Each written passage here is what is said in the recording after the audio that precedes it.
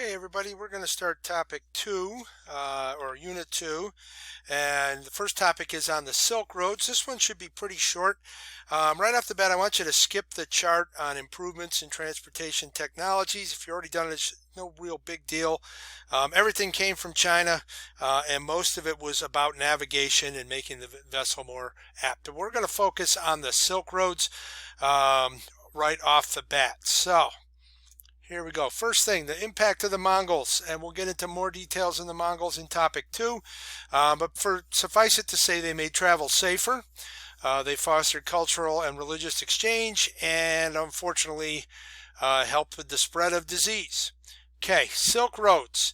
How did people travel on these despite the inhospitable terrain?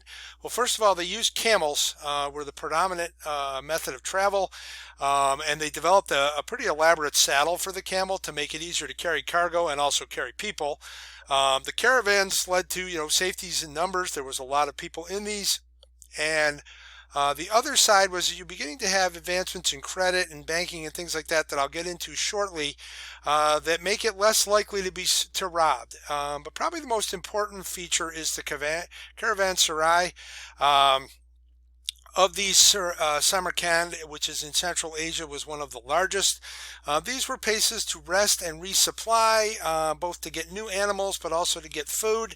And they really become centers of cultural exchange with very diverse people standing up in there. And this is actually a relic or a replica of what was caravanserai would look like in this time period.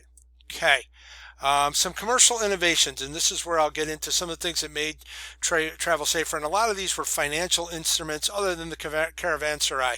Caravanserai, as I said, they're rest houses, they're inns, they're really resupply point, and they really develop across Central Asia.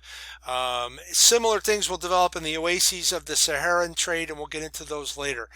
Some things that made travel and trade easier. First of all, paper money, much easier to carry than metal money, a lot lighter, often called flying cash, and it made it unnecessary to carry large amounts of gold and silver. This paper money originally developed in China but spread throughout the world until really the advent of electronic money, which we deal with a lot now with credit cards and things like that, becomes the standard of how trade is conducted over the years. Banking houses, and what the significance of these, they developed in Europe, but then they spread throughout the globe where banks had branches or affiliates that they did business with across the trade routes. And what they would do is they would offer credit to merchants. So again, you didn't have to carry cash. And a bill of exchange was something that was used either with banking houses or often with branches of different trading companies. And it was really a contract promising payment that could be submitted to a bank and paid. And these developed in Europe, but they spread throughout the trade routes. Okay, so trade along the Silk Roads. It leads to an increased demand for trade goods, okay, especially luxury goods. And that increase in demand does lead to an increase in supply. In many cases, farmers who grew food would stop growing food to focus on cash crops, particularly silkworms.